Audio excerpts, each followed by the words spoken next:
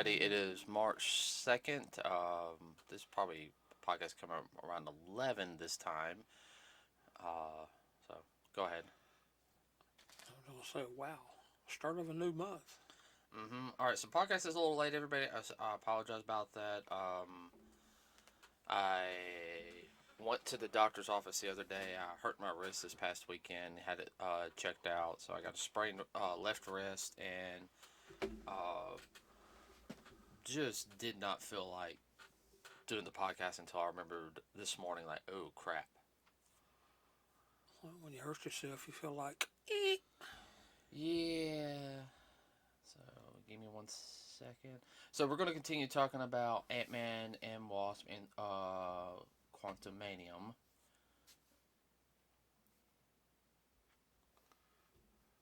Alright, once I pull it.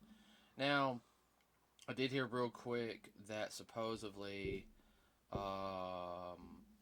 this film is not doing as good as they hoped.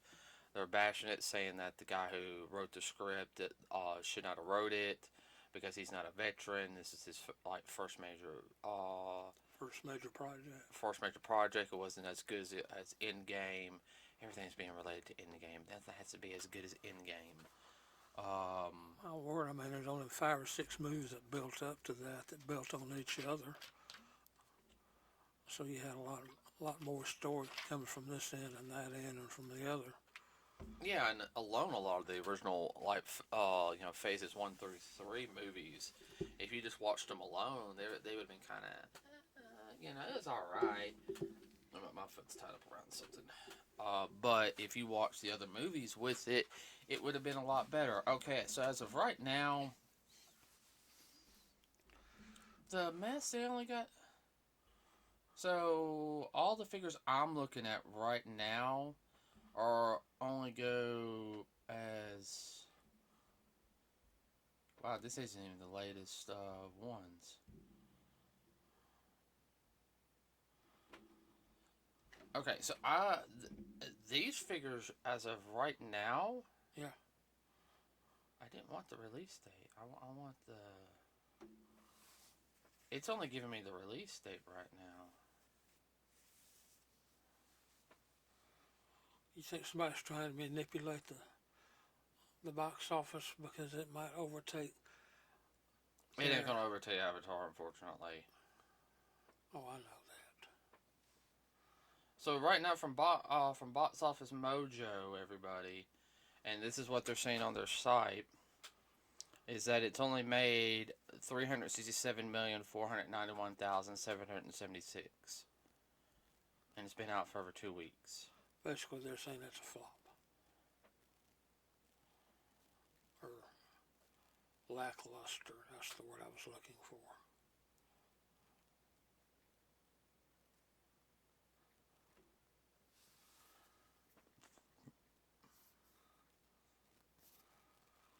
Hype and timing has everything to do with it. And there's certain movies will do better than others just because the characters have a bigger following. I think it'll reach 500 million. Yeah. Right now they're saying 300 because they're saying they're saying that Cocaine Bear's beating it.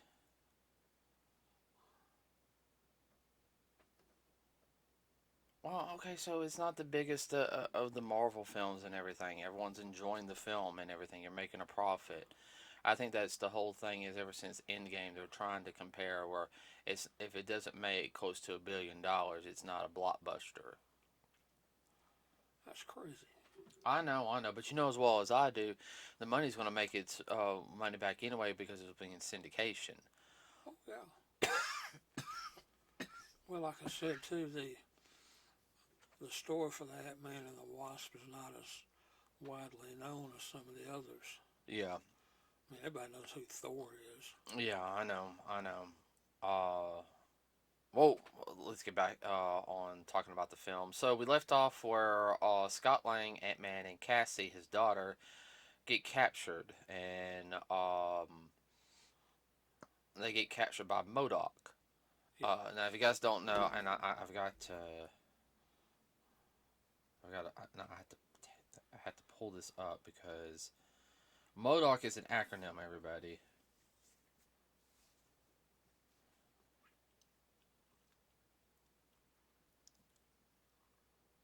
MODOK stands for Mental Mobile Mechanized Organism Designed Only for Killing.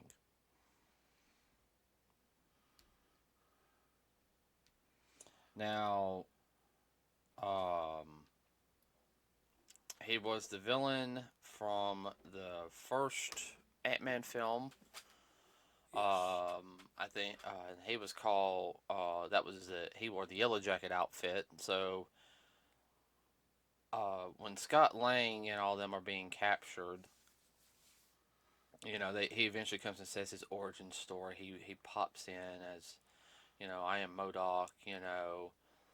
Uh, basically when he messed up the system, how he went really small and fell down and looked like He got sucked into the quantum realm, and then big head, baby hands, baby legs, pretty much. And then said this other person rebuilt me and made me better, blah blah blah blah blah. Giving his little origin story, uh, and that's when the villain starts slowly walking towards the area. But what's interesting is, as he's slowly walking, they go to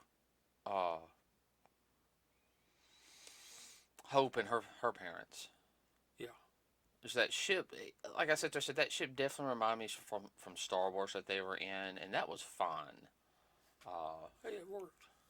All I know, people were complaining about that. It was too Star Wars like. What it's supposed to be? A box. You know how everyone is nowadays. They just can't sit there and enjoy a film. Yeah, there were some neat things about the controls of that particular. Yeah, they had to put their hands in, and yeah, it was kind of weird. Well, it wasn't all. The ship was partially organic. Mm-hmm. That's what made it neat. Organic controls. Right. I will say, when you find out from Hope's mother, I can't remember her name right on top of my head. What they call her in the film. Yeah. Crap. Well, it's Michelle Pfeiffer, everybody, if you hadn't figured it out. Not Jenna. Jean. Hold on. Janet. Jenna, yeah.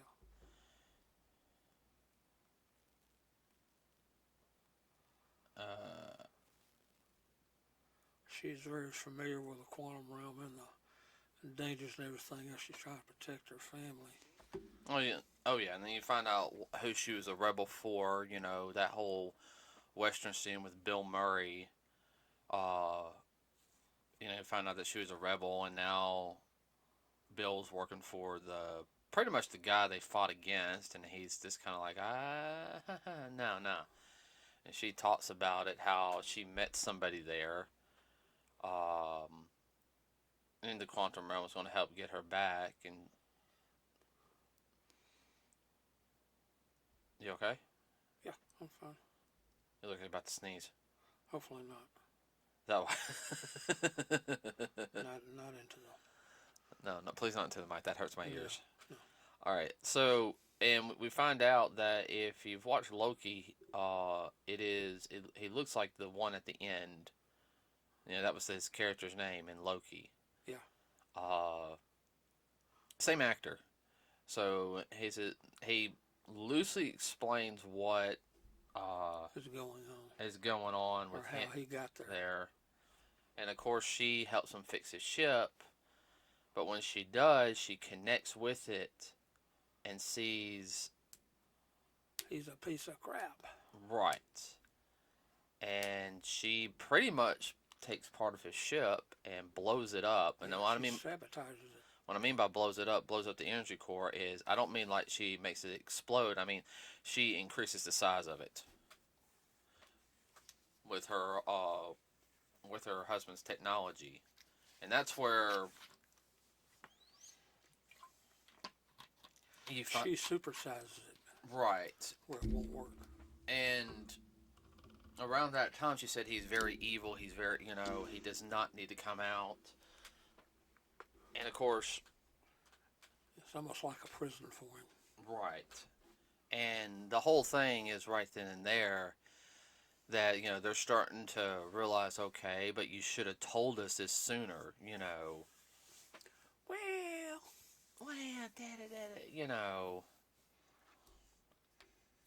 I think she was having a hard time dealing with it.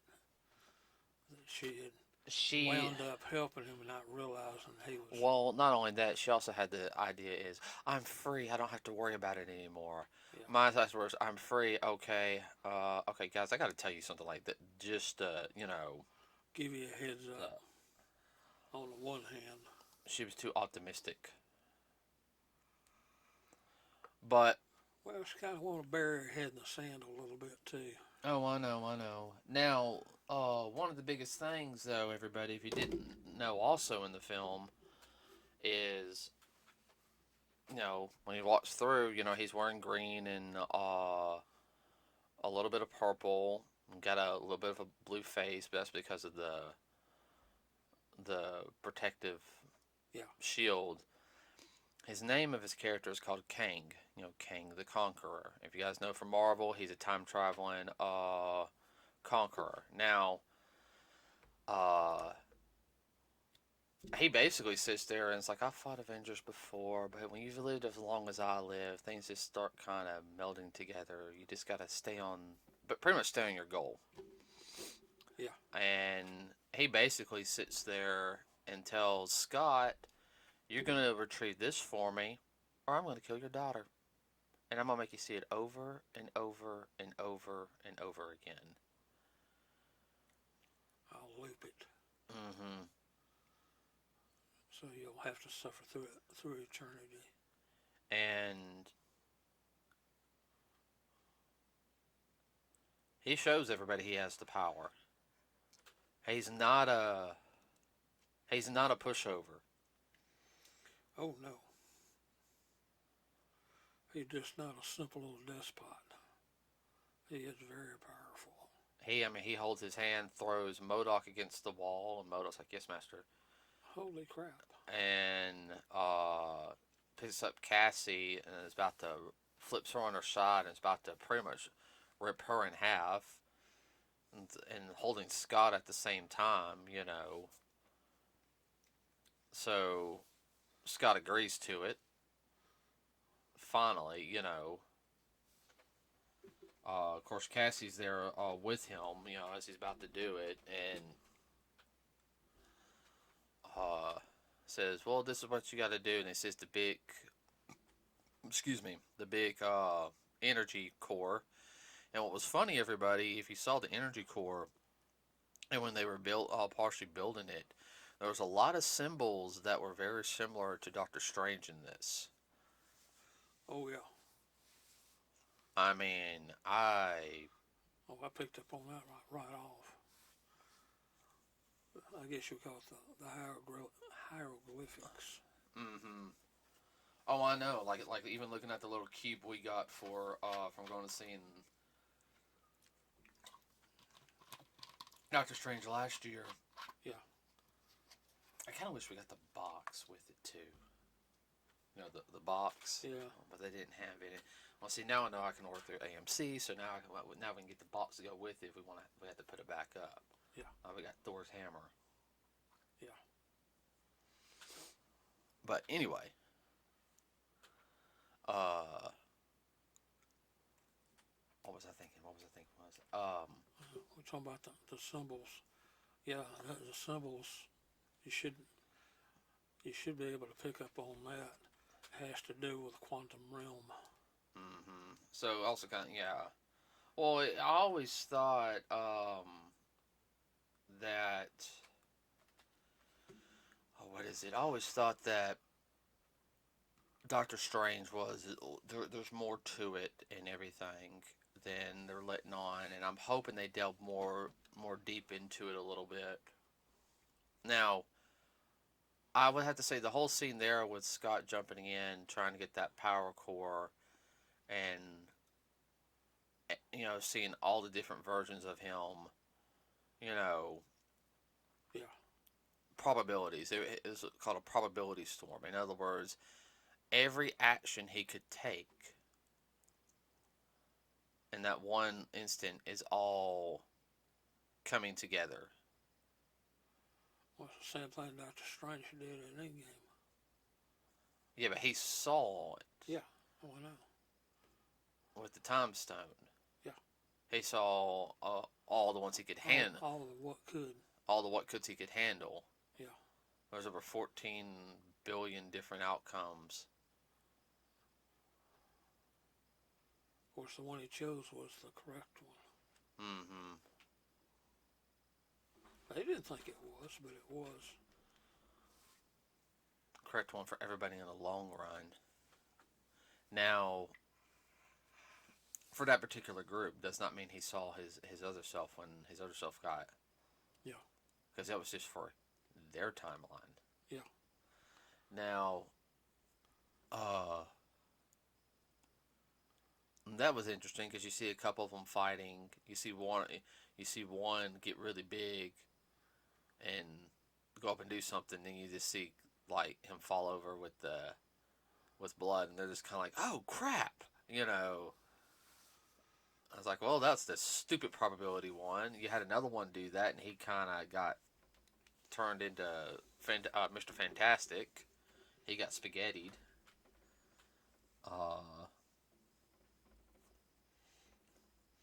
That was kind of funny though, in that Scott he kind of turned into his own colony creature.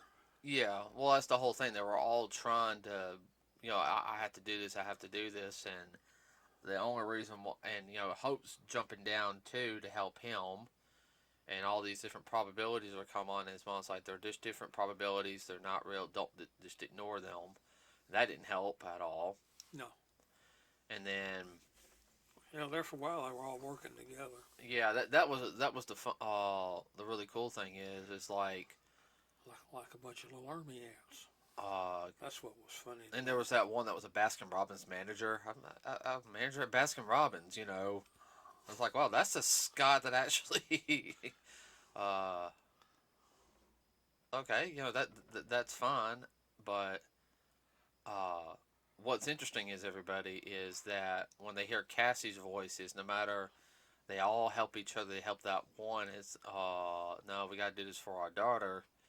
And you see them all working together, and even Kang is kind of like, what are they doing? Even Kang was surprised. Yeah. Like, what is going on here?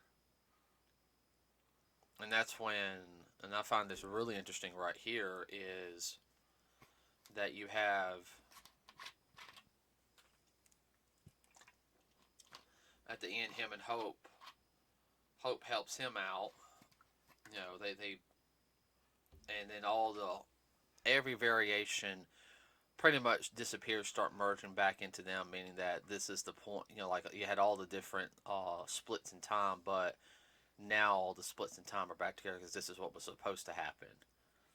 Yeah, they all came together, all reintegrated. Mm-hmm. That's the word I was looking for. And of course, they make the whole thing small again, and of course Kang betrays them and they get their ass beat. I mean, well, of course he's a bad guy. That's what he's supposed to do. Yeah. Look out for number one. Pseudo number one. He just thinks he's number one. And Janet stays with him. Goes with him at the same time.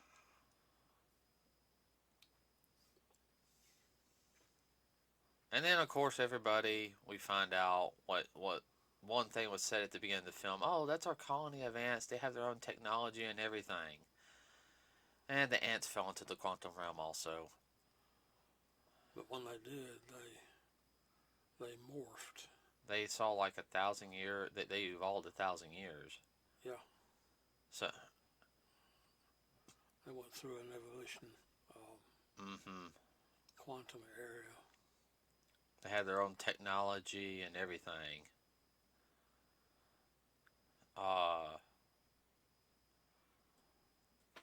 Yeah, they had mechanical crap. Yeah. And what was, and of course, the fact is, all of them are pretty much around them all the time. They know Scott. The original Antman. I can't think of his name. Yep. They all know them, so they're not gonna. That's our bud. Yeah. He one of us. So what was real funny is at this point, everybody is, of course, the whole MODOK. I think MODOK talks to.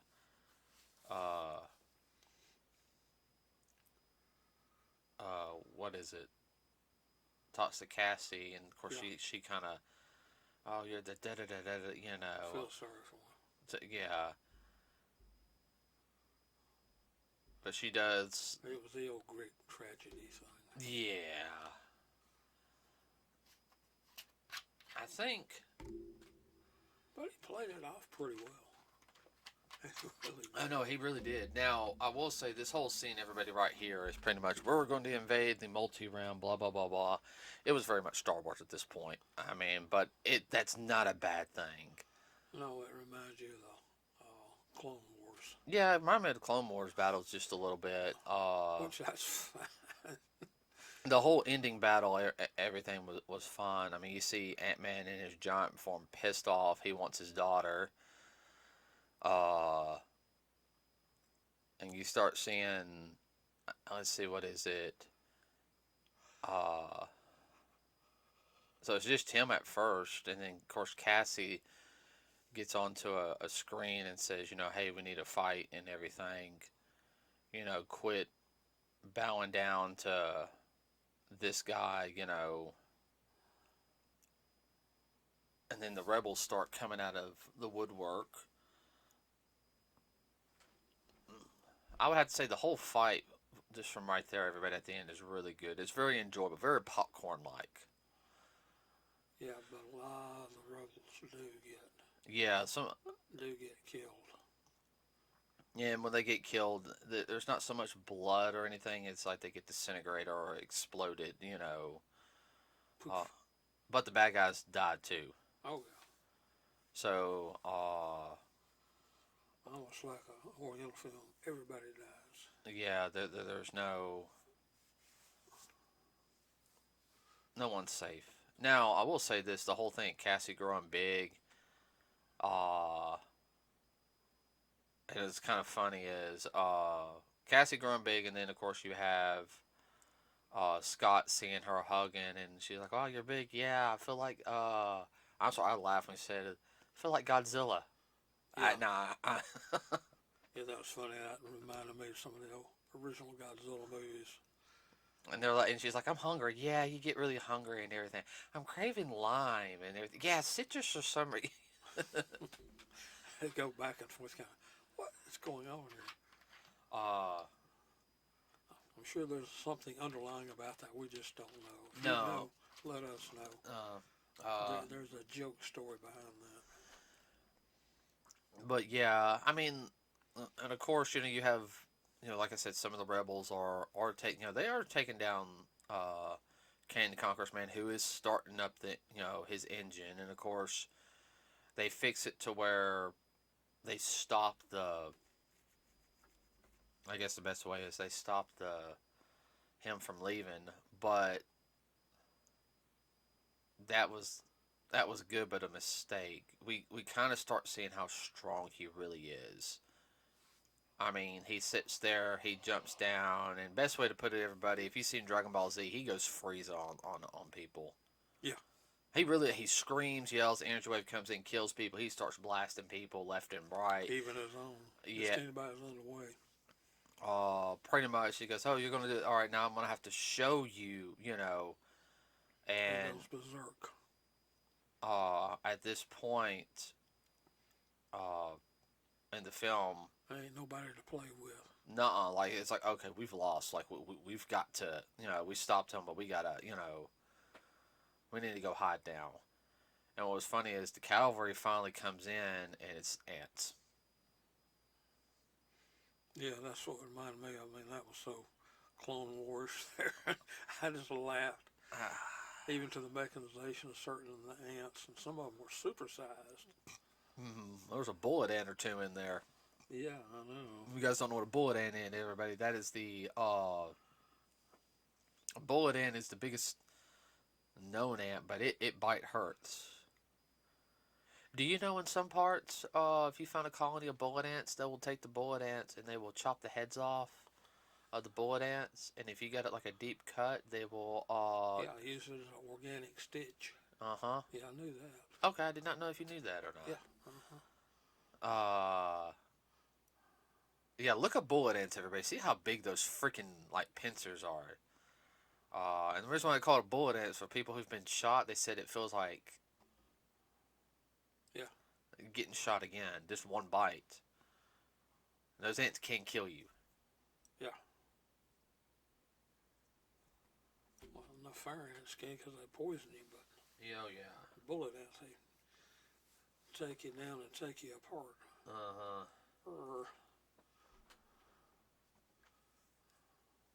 Almost like termites on a tree. Right.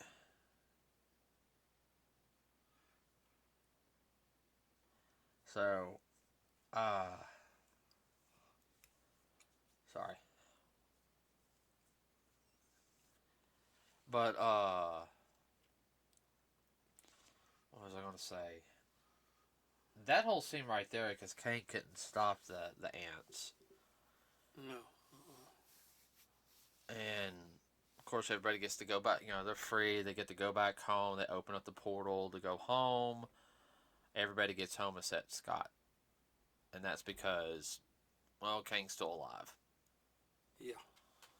And Kane's a better fighter than Scott, so Scott gets his butt whooped. There's age factor in there too. Oh yeah, It's not like he's 30 years old again or 35. Well, it's not that though. Kane's also got probably thousands of years of combat experience, so. Oh yeah, well, he's bigger and stronger too. Yeah, and then of course Hope comes in, saves him, and they work together to defeat him, and that whole scene was nice right there. Yeah. That was a good old fashioned teamwork. Yeah. Because Scott and Hope were in sync. They knew how to fight with each other and everything. They work good together. Bingo. And then they know what the other one's going to do before the other one does it. Mm-hmm. And of course, Kane gets too close to his energy source, and they power it up, and he goes into it and goes and dies. Or does he? I don't know. Yeah. But the funny thing is, everybody is at this point, of course, they think they're going to be stuck there. They do get back.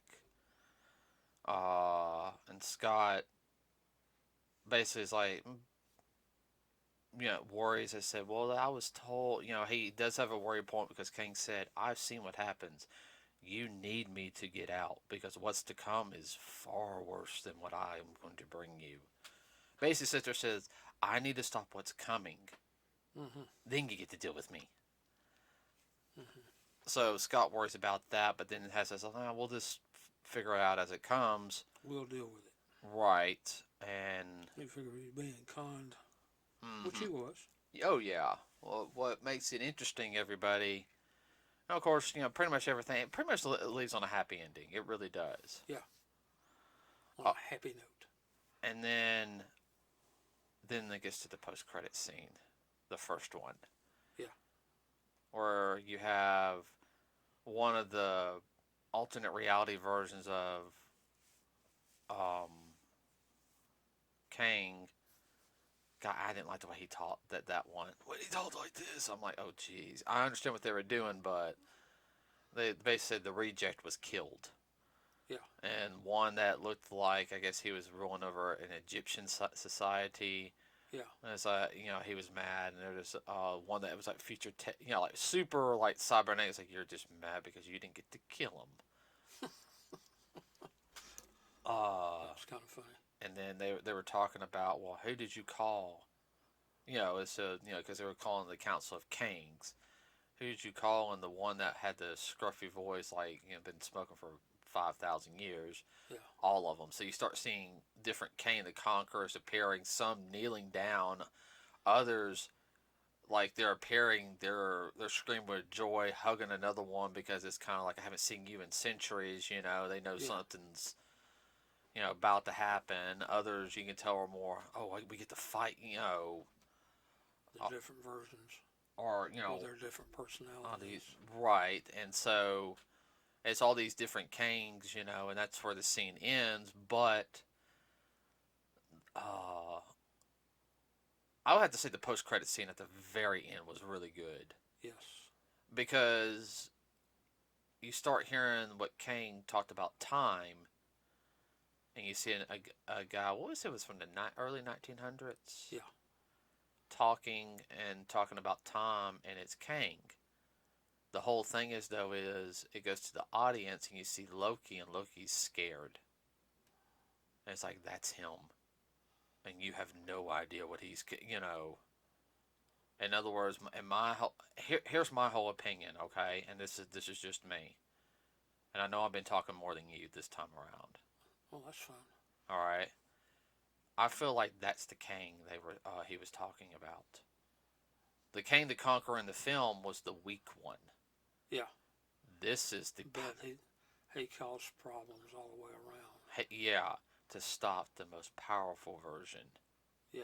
And that's this one, the one Loki's seeing. That's the most powerful version. Yeah. Loki definitely is puckered. And season 2 of Loki again one is coming out. Overall, I enjoyed the film. Oh, I did too, but that postscript scene there. Oh, that. I thought, man, guys, you got to see the Loki. It sums it all. Well, it doesn't sum it all, but it really brings it together. Brings it together, gives you a better understanding of what's going on. Mm-hmm. Really kind of fills in gaps. Actually, whole chapters. Uh-huh. Think about it. Yeah. Oh, this did. Holy crap. Mm-hmm. Gives you a better understanding of the whole Marvel Cinematic Universe. These little side things that they do really are very important. Like that one we saw dealing with Wanda. Well, yeah, Wanda and Vision. Well, that really helped to explain her mental stability and what was going on inside her head. Right. So that's all I got for today. What about you? Yeah, but like I said, that really came together for me. Oh yeah, no, same here. No, I 100% agree. You have to watch Loki before you watch this film because it does connect into it, as well as if you watch the other Marvel films. You don't have to really watch a lot of them, but there's little tidbits leading up. They're already setting the story up for the Kang stuff, and the whole thing is they could do the Kang stuff for the next 10 years. Oh, I know. And there'd be no problem with it. Yeah, they wouldn't run out of story. Well, there's all these little Easter eggs. We've gotten to the point now that we can spot them right off. Mm-hmm. Like the deal with the symbols. I think there's more to it than that. And I think Doctor Strange is going to come in on that. Yeah, well, that's what I said. That girl said pretty much the multiverse is in, and you started it. Yeah. So I think he's going to start playing a bigger role too. And I hope they do some more stuff with him. Because I like Doctor Strange is one of my more favorite characters in the Marvel Universe because he's such an interesting character. So I'd like to know everyone's thoughts on it. If you liked Antman and Wasp: Quantumania, please let us know in the comments below. Please keep everything clean. I personally like the film. Everybody, it's a very enjoyable film. I know it's not. I know some people want more dark and gritty, but this is the type of film. It does not hurt to have a family friendly style adventure film. I felt like Yeah. to me this felt like a combination of a '90s style film in modern times. You know, it was, Yeah. and that's not a bad thing. No. We want everything to be always super dark and gritty. It doesn't have to be. No. So, we'll have some more stuff as Stuff comes out. stuff comes out. And as we hear more stuff. Yeah, as we hear more stuff. With that said, everybody, please like and subscribe to us here at Nerds with a Cause. It really does help us out. We do have a Facebook page. However, where I do post links on stuff every now and then. Have not done that lately, but we will be doing more stuff soon. I do have a podcast for us next week. Okay. What happened when I went to a certain store? Yeah. So. Oh, okay. Yeah. Bitch and grape. Yeah, the bitch and grapes. Give everybody a heads up of what's going on in the real world. To be aware. Yeah. Well. Yeah. So, with that said, everybody, have a wonderful rest of your day, and we will see you next week. We're out. Safe. We're out.